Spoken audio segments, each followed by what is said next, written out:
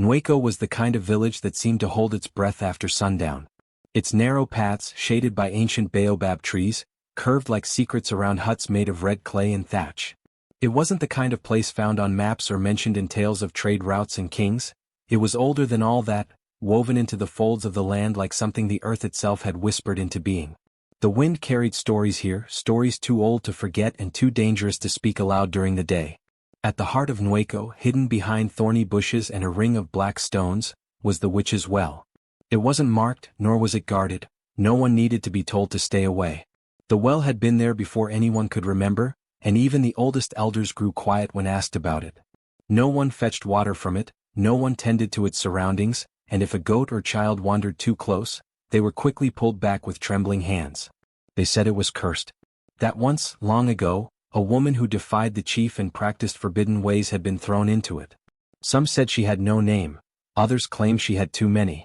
What everyone agreed on, however, was that her spirit remained. Not trapped, no, that would be merciful, but bound by rage and betrayal. It was said she waited for those foolish enough to meet her eyes in the water's reflection. Villagers told each other that if you went too near, especially when the moon was full or completely gone, you would hear laughter rising from its depths. Not echoing laughter like a bird call or a child's giggle, but something twisted, like joy that had forgotten what pain felt like. Some said they heard their own names in that laughter. Others said they saw shadows around the rim even when the sun was bright. Children were raised on fear, not discipline. Don't lie or the well will call you. Don't steal or the witch will rise with your name on her tongue. These were not lessons, they were survival instincts. In the midst of this silence and suspicion lived Amma. She was not born in the village, at least not that anyone remembered. She had simply arrived one harmattan morning, curled at the edge of her grandmother's hearth, eyes wide open, watching the flames with an expression too calm for a child. Her grandmother, Mbuya, had passed not long after, muttering to herself that, "The land takes what it lends." After that, Amma lived alone in the old woman's hut, never asking for much, never causing trouble. Amma did not speak, not because she couldn't but because she chose not to. She moved through the village like wind, present but unnoticed until she wasn't. She helped the elderly carry water, tended to goats when children were sick, and mended baskets at the communal hut. Yet no matter how many kind things she did, her silence spoke louder than any words. People feared what they couldn't read. What unsettled them even more was the mark on her back. It looked like a birthmark, but no one had ever seen one shaped quite like it. It curved like a sickle, dark as river clay, and seemed to shimmer faintly in moonlight. It was said that once, when she was bathing at the stream, a girl who caught sight of it began to cry and refused to speak for 2 days. The villagers whispered, always whispered, "She never cries, have you noticed? Not even when Mbuya died. Didn't she come from the direction of the well that morning?" The silence surrounding Amma was not empty, it was thick like the air before a storm. The other girls her age, especially Noma and her friends, didn't like her. Noma, sharp-tongued and always watching, once said, "People who don't speak have too many secrets." Others nodded because it was easier than questioning, easier than admitting they feared what they didn't understand. Amma remained unbothered. Or maybe she was simply used to it. She smiled politely, offered help when asked, and never retaliated when cruel words were tossed like stones. But sometimes, just sometimes, children claimed they saw her walking alone at night, near the direction of the well. And though they were scolded for saying such things, the idea planted itself in the minds of the villagers like a seed in dry soil. One evening, as dusk painted the sky in bruised purples and reds, an old woman named Ataku stumbled near the well's outer ring while chasing her goat. When she returned, she looked pale, her hands trembling. She wouldn't say what she'd seen, only that she heard laughter, deep, soft, and far too close. That night, she left a bowl of cassava at the village square, muttering prayers no one had heard in decades. That was how fear worked in Waco. It didn't come with thunder or fire. It came softly, like a fog creeping into the corners of your house, until you no longer remembered what safety felt like. Amma didn't speak, and that silence became her guilt. She had a mark, and that mark became her crime. She was different, and in a place like Waco that was enough. The village didn't need proof. It needed a story to believe, and Amma, whether she wanted to be or not, was becoming that story. Noma had always been the center of attention. From the time she could walk, she had the kind of beauty that made people pause, clear skin the color of roasted groundnuts, thick hair always braided in the latest style, and a smile sharp enough to slice fruit. Wherever Noma went, laughter followed.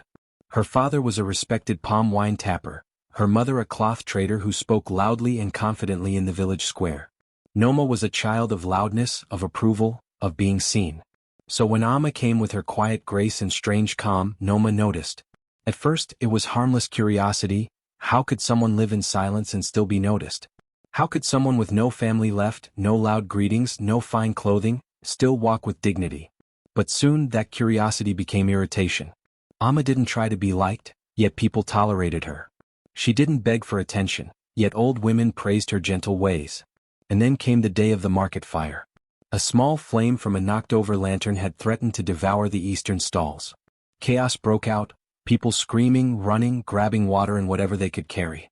Amidst the confusion, Amma had walked calmly into the smoke and pulled two frightened children out, both coughing and crying.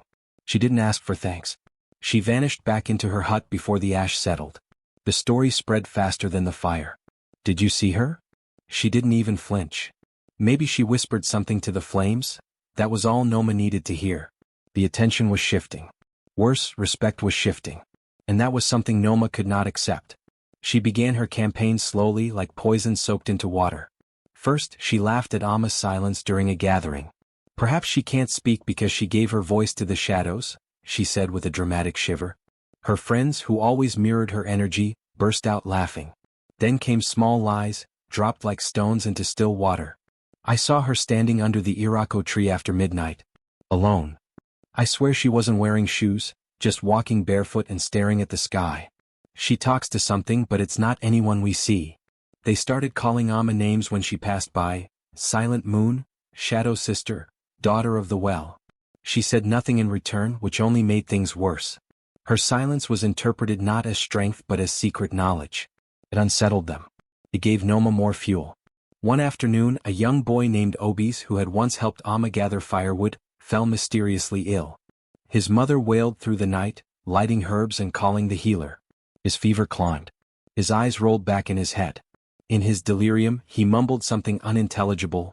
Only a few caught the whisper of a name. Amma. That was enough. By morning, whispers had become murmurs. By midday, murmurs had become conversations. And by nightfall, they were no longer whispering. They were shouting. They called a gathering at the edge of the village. The fire in the center crackled like it too wanted to speak. Noma stood tall, draped in a crimson wrapper, her voice strong and clear as she faced the elders. Since she came, nothing has been right, she said, gesturing toward the hut where Amma lived. Goats go missing. Children cry in their sleep. And now Obis lies near death. What more do we need? She says nothing, an old man muttered. That's not normal. She walks the edge of the well, another added. I've seen her. She's cursed, Noma said louder now, her eyes glinting. She is no daughter of Nweko. She doesn't smile, doesn't laugh, doesn't cry. She was sent to us by whatever lives in that well. Don't you feel it when she looks at you? Cold like the dead. The fire snapped loudly as if agreeing. A few villagers nodded slowly. Others, still uncertain, remained quiet. But Noma had momentum now. She had the emotion of the crowd in her palm. Her voice trembled with well-practiced grief. Obis is a child. He only helped her once. Just once. And now he burns with fever. What if another child helps her tomorrow? What if it's your son? Fear is contagious and it does not require proof. From the shadows, Amma watched, standing just beyond the reach of the fire's light. Her face was unreadable, her hands clasped in front of her. She said nothing even when Noma pointed directly at her. Even when someone threw a stone that landed near her feet. She didn't flinch. That night, a wind swept through the village, dry and strange. Obi's fever broke, but the damage was done. The villagers had made their decision. Noma gathered her girls the next day. They whispered about ropes and plans, about a night when no moon would shine. About justice they called it. But deep down it wasn't justice they sought, it was reassurance. Reassurance that they had power. That they were right. That they were safe. But fear is a knife with no handle. You can swing it at someone, yes, but eventually it cuts your own hand. They had pointed that knife at Amma. And soon it would draw blood. The night was darker than usual, as if the sky itself had closed its eyes in dread. Clouds gathered, thick and brooding, swallowing the stars and moon whole. Not a single owl hooted. Not a cricket sang. The village of Nweko lay still, held in a breathless silence that pressed against the huts and hearts of every man, woman, and child. In the shadows, A group moved like a slow-burning fire, silent, dangerous, determined. Torches burned low in their hands, casting flickers of orange across angry faces. Noma led them, wrapped in dark cloth with a rope coiled around her waist like a serpent. Her lips were set, her eyes glowing with purpose. Behind her, her clique followed, along with young men whose fear had long turned into fanaticism. Amma's hut stood at the edge of the village, farthest from the others, closest to the jungle and the cursed well. Her door was closed, her lantern still burning inside. She was awake. Perhaps she knew. Perhaps she had been waiting. They didn't knock. The door burst open with a crash and several men stormed in, grabbing her before she could even rise fully to her feet. She did not scream. She struggled, but only as much as instinct demanded. Her eyes were wide but calm, her body tense but not thrashing. The mark on her back, dark, jagged, shaped like a twisted root, peeked from beneath her wrapper as they dragged her out. Bind her hands, Noma ordered, and it was done. Cover her mouth. That too was obeyed. The procession moved like a curse through the village paths. No one stepped out of their huts. No one protested. A few watched from narrow openings in their doors, some crossing themselves, others whispering prayers. But none intervened. Not even the elders, who had been told of the plan and simply nodded in grave silence. Fear made them still. Fear made them complicit. They reached the edge of the witch's well, a gaping black mouth in the earth surrounded by gnarled trees and stones that legend claimed had once been skulls. No one came here unless they had to. It was said the well had no bottom, that it swallowed not just bodies but memories, laughter, names. That those who entered it were neither dead nor alive, but suspended in some eternal, cursed in-between. The torches cast long shadows across the stones as Amma was brought forward. Her feet were bare. Her hair hung loose over her shoulders. Even with the gag, her face was a portrait of something that none of them could name. It wasn't fear exactly. Nor was it pride. It was stillness. As if she had already accepted that the world was cruel, and this moment was simply the last cruel page. She has cursed this village, Noma declared, her voice ringing in the night. The proof is in the sick child, in the missing goats, in the way the birds avoid her roof. She is not one of us. She speaks to the things we cannot see. She walks with darkness. There were nods, murmurs of agreement. She carries a mark, one not of birth but of blight. It is the witch's kiss. Look at her back. And a man yanked the fabric down to expose the mark. Gasps followed. She must be judged, Noma continued. Not with endless questioning. Not with prayers. But with fire and stone. With the well. Amma turned her head slightly, eyes landing on Noma. The torchlight danced in her dark eyes. Even bound, she seemed more grounded than those around her. She doesn't even beg, someone whispered. That's not human. Because she knows her master will save her, another said. Noma stepped closer, inches from Amma's face. This is for the good of the village, she said softly. For the safety of all. She nodded. Two boys stepped forward. They grabbed Amma under the arms and the gag was removed. Do you have any last words? An elder asked, not out of mercy but formality. Amma blinked slowly. Her lips parted. And then she said nothing. Silence. It was more haunting than any scream. She simply looked up at the sky as if waiting for it to open. They threw her. Her body twisted once in the air, her hair trailing behind like a ribbon of night. Then it disappeared into the dark maw of the witch's well. For a heartbeat there was nothing. And then, her scream rose up, sharp and long, scraping against the air like claws on stone. And then silence again. The well was still. The air did not move. No wind. No echo. No life. They stood in a stunned circle. Some looked down, some looked away. But Noma smiled. It was a small smile, tight-lipped and victorious. She turned to the others. It's done. There was a strange relief in the air. As though something heavy had been lifted. The villagers nodded. They started dispersing, already weaving a new version of the story in their minds. Amma the witch. Amma who had cursed them. Amma who had been judged.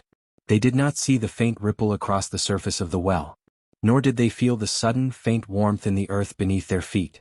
Only the trees seemed to notice, leaning ever so slightly toward the hole as if listening. And above them, hidden behind the clouds, the moon began to weep. She fell and the darkness swallowed her whole. There was no splash. No bottom. No sound except the rush of wind and memory. Time lost all meaning in the fall. Amma's body drifted in a void, not quite water, not quite air, just cold, thick silence. It pressed into her skin like smoke that knew her name. Her lungs didn't burn. Her limbs didn't ache. Instead, her mind came alive. She saw her mother braiding her hair beside the hearthfire. She saw herself as a child running through the fields, laughing at something the wind had whispered. She saw the day her mother died, and the silence that moved into her throat and made a home there. Then the laughter came. Not hers. It slithered around her like a ribbon of ice. High-pitched, mocking. Familiar and yet distant.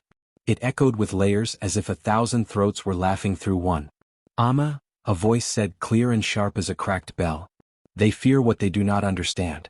You are the key. Amma opened her eyes. She was no longer falling. She was standing barefoot on a smooth, dark floor that shimmered like water but held her weight like stone. Around her was a vast nothingness, walls of black mist pulsing in and out like breath. Then from that mist she emerged, the witch. She did not float. She did not glide. She walked with grace, barefoot like Amma, but her feet left no impression. Her face was ageless, both young and ancient, beautiful and terrifying. Her eyes glowed pale blue, hollow yet endless. And her mouth, her smile stretched too far, almost to her ears, calm and cruel at once. I am what they buried here centuries ago, she said. But I was not always this. I was a healer once, until fear dressed me in lies. Like you. Amma said nothing. She wanted to speak, but her voice was buried somewhere deep, still chained. You are not dead, Amma. Not yet. This place, it is in between. It holds what the world casts away, pain, rage, truth. But it can give too. If you are willing to receive. Amma tilted her head, trying to understand. The witch stepped closer, her robes whispering like dry leaves. You want to scream, don't you? To shout the truth into their faces? To burn the lie they built around your silence? Amma blinked once. Slowly. The witch smiled wider. I can give you what they fear most, your voice and my smile. My curse, your justice. Amma's heart beat louder. She could feel something waking inside her, stretching. But you must say yes. With your whole soul. No return. No forgiveness. Amma hesitated. Her silence had always been her shield. But it had not saved her. She thought of her mother's hands. Of the girl in the shadows. Of the laughter not her own. Of Noma's smile. She looked at the witch and nodded. Yes, she said, though no sound came.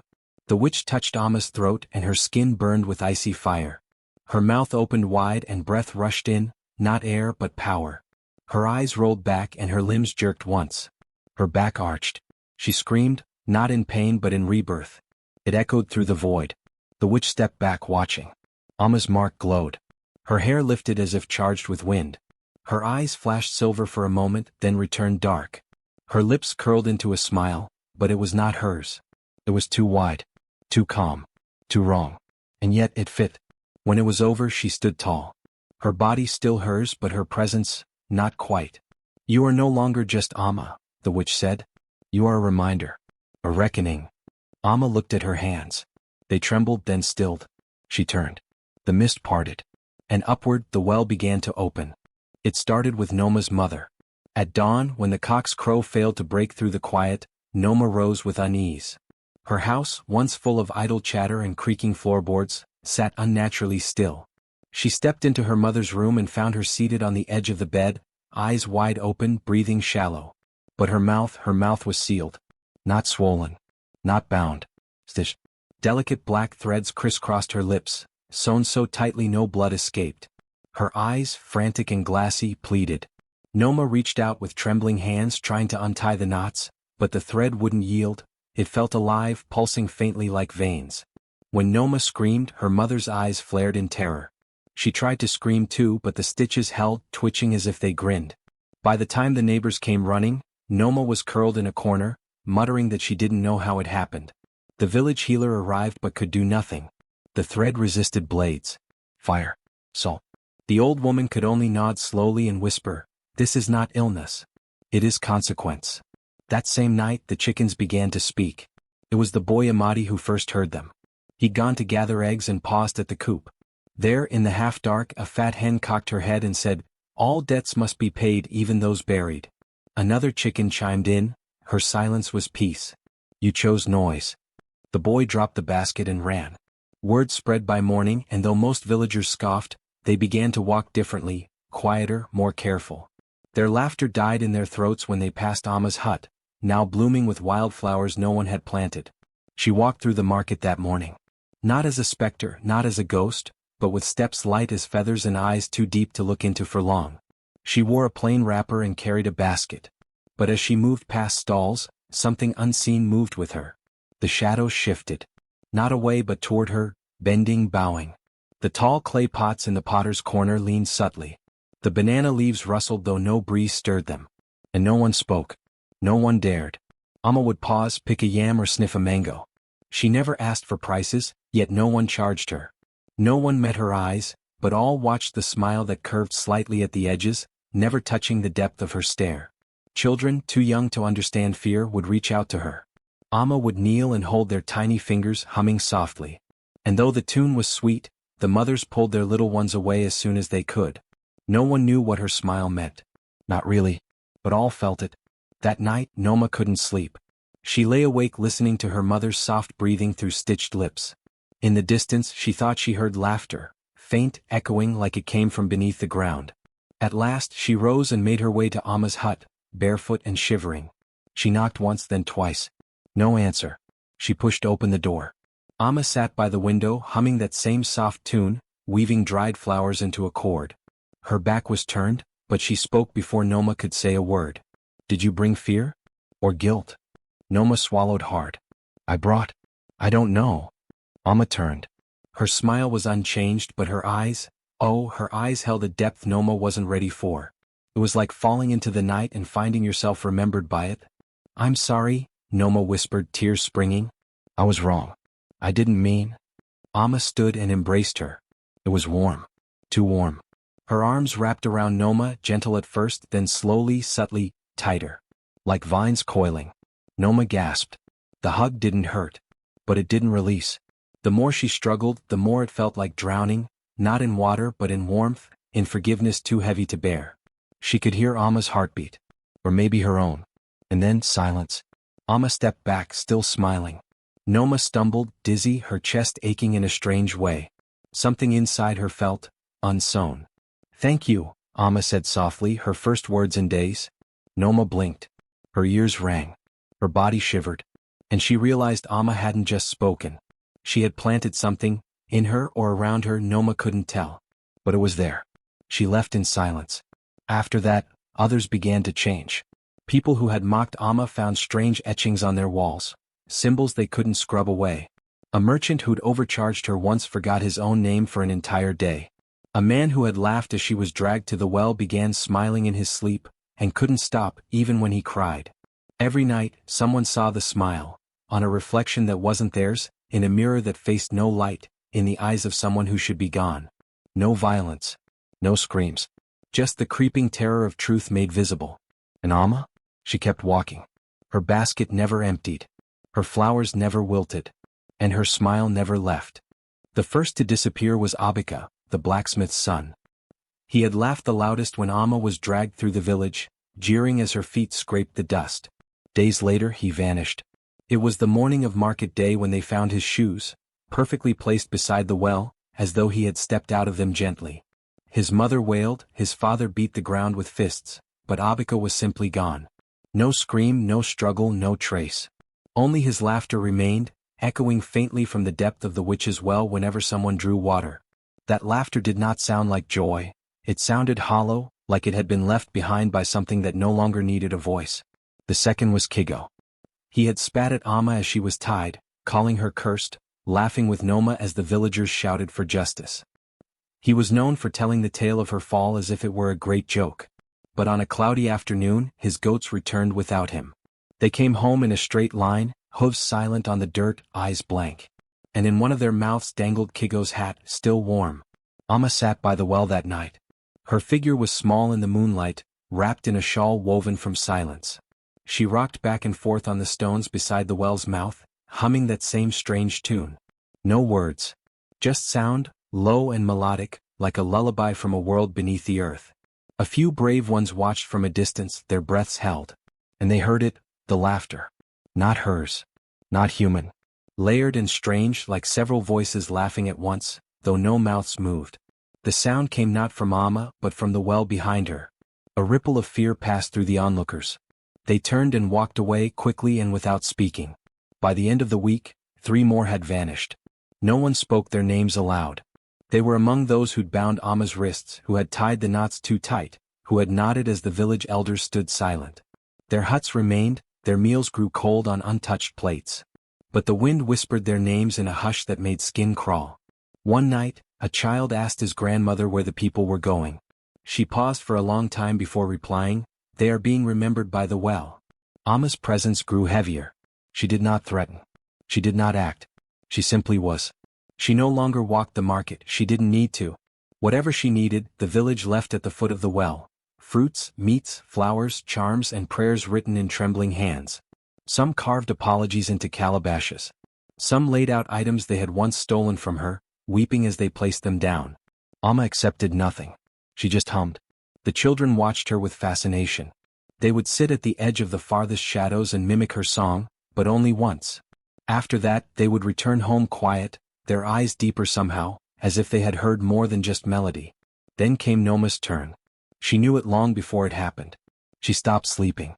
She tried to hide, tried to stay within the temple, tried to beg forgiveness from every tree she passed. She stopped speaking to others for fear her own voice might betray her. On the night of the new moon, her door creaked open on its own.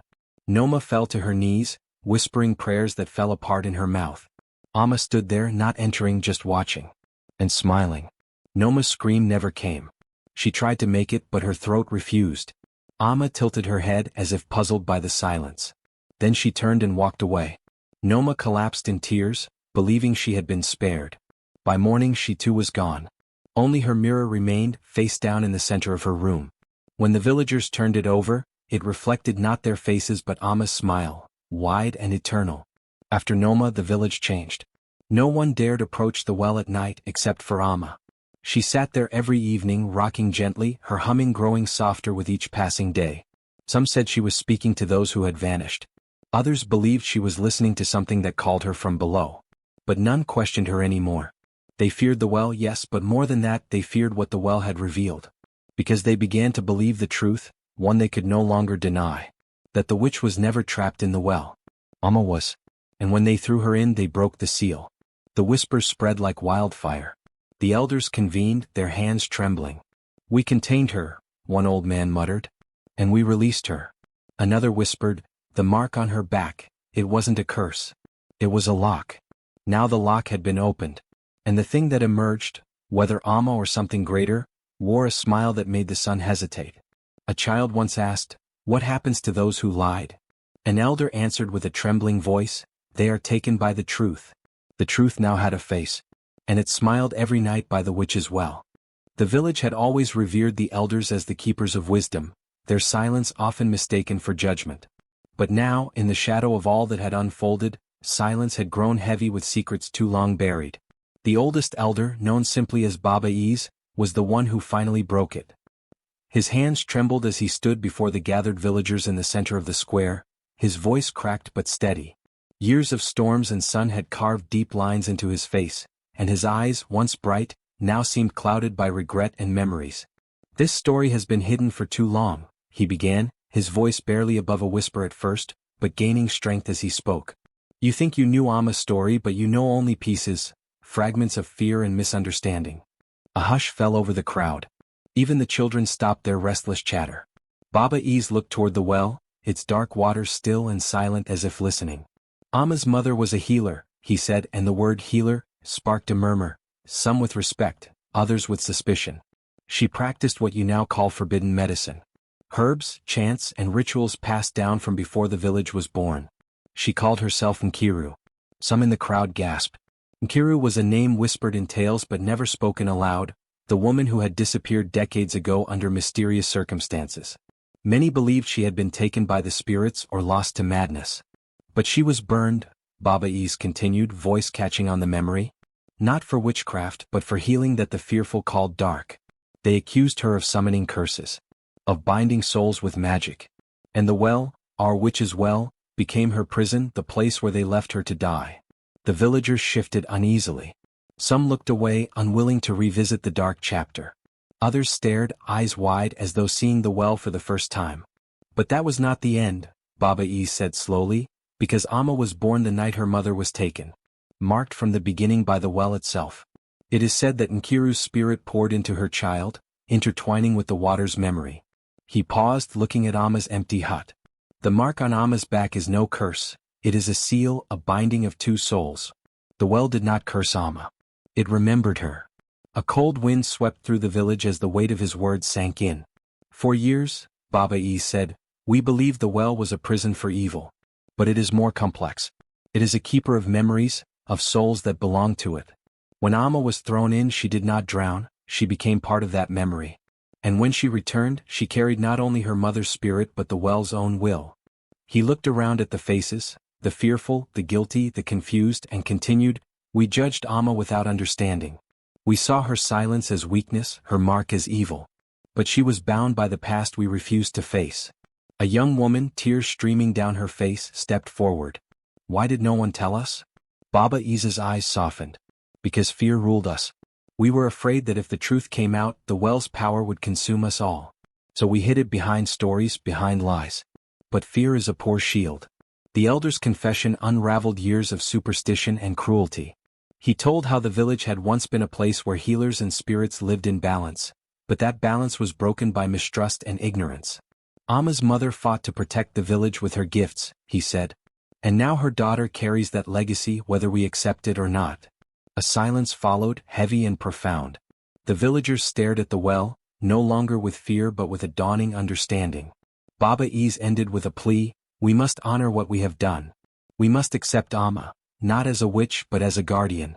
For the well remembers and so must we. Amma's fate, intertwined with the well and her mother's spirit, was no longer a curse but a call to face the past. The villagers, shaken and humbled, began to see her not as an outcast, but as a bridge between their world and the mysteries held beneath the surface. The night deepened, and the well's water shimmered faintly in the moonlight, as if acknowledging the truth finally spoken aloud. It was a night like any other in Waco, moonless, windless, and heavy with the kind of silence that only the village knew now.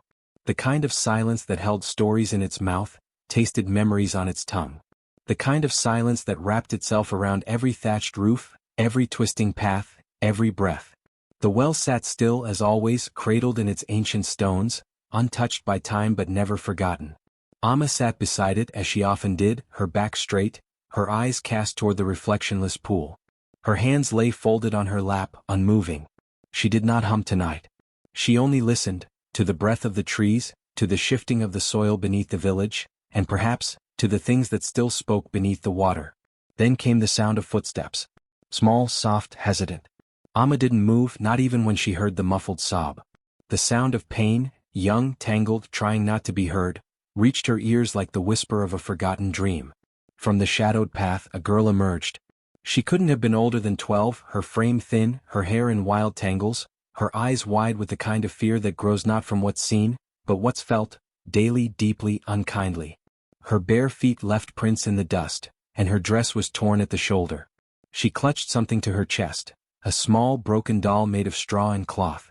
She didn't notice Amma at first. Her eyes were on the well, and on the stories whispered to her by other children. The well where the dead don't stay quiet. The well where laughter lives. The well where Amma came back different. She dropped to her knees beside it, sobbing openly now, trembling as though every bone inside her had turned to glass. Amma tilted her head slightly. No words yet. Just watching. The girl whispered to the well through her tears. I don't know where else to go. Her voice was cracked. Not from crying. From disuse. From being silenced for too long. Amma's hands moved now, slow and quiet like the night itself. She rose and walked to the girl's side, then sat beside her, legs tucked beneath her like a statue taking root. She turned her face toward the child and asked in a voice only the girl could hear, a voice that slid like silk over stone. What do they call you? The girl startled, jerking away slightly. She hadn't seen Amma arrive. She blinked into the darkness, eyes widening as she realized who sat beside her. But something in Amma's face, or perhaps something beneath it, stopped her from fleeing. She wiped her eyes with the back of her hand. They call me, she hesitated, swallowed, then whispered the word barely louder than the wind. Witch. There it was. That word. That name. The same one they gave to those they feared, to those they didn't understand, to those who would not break the way they were meant to. Amma smiled. It was the same smile that had once unsettled the entire village. But here now, beside this child who had tasted the same poison Amma once drank, it was something else entirely. It was invitation. Understanding. Power wrapped in quiet. The well behind them gurgled, softly at first, like a laugh remembered. Then louder, as if awakening from a dream. The surface began to ripple though no wind stirred, and a pale blue light bloomed from its depths, casting ghostly patterns across Amma's face and the girl's cheeks. Amma didn't look away. Her voice came again low and full. They always name what they fear. And they fear what they cannot see inside themselves. The girl stared at her. Why do they hate me? Amma reached out, touched a strand of the girl's wild hair, brushed it gently behind her ear. Because you didn't break when they told you to. Because your silence held something louder than their shouting. The well pulsed. A light sigh like a curtain drawn back. Then Amma rose. She extended a hand. The girl hesitated. The world around them was frozen. Even the stars seemed to lean closer. Her small hand slid into Amma's. The straw doll tumbled from her grasp, landing beside the well. Neither of them looked back. They walked to the edge of the stone circle. Amma's bare feet were inches from the water, and the girl watched in silence as she knelt there, whispering something the girl could not hear. The water stilled, reflecting two faces, one old with sorrow, one young with pain. Then the water disappeared, vanishing like smoke. A stairway of dark stone revealed itself, spiraling down into the deep. Amma looked back once. Not at the village. Not at the trees. Only at the girl. She asked again, softer now, with no lips moving. Are you ready to learn what your silence can do? The girl nodded. Together they descended. And the well closed behind them. Nweko woke the next morning to find the well sealed with vines, smooth as if no stone had ever been moved. No trace of Amma. No trace of the girl. Only the straw doll remained at the edge, now glowing faintly in the sunlight. But that night and every night after, a soft humming floated on the wind. Two voices woven together. One rich and ancient, one fragile but growing stronger. The villagers listened. And they feared, but they also remembered. For though Amma had ruled in silence, her final act was not one of vengeance or punishment. It was of passing the fire forward. And so the story ended. Or perhaps began again. Because now the well was not just a place of warning. It was a place of choosing. A place where the broken could go to remember their names. And the village of Nweko? It still tells the tale, quietly, cautiously. Of the girl who smiled with another's mouth. Of the girl who was called witch. Of the last laugh that echoed long after the well had closed. And how sometimes the most dangerous thing in the world is a girl who learns to smile in silence.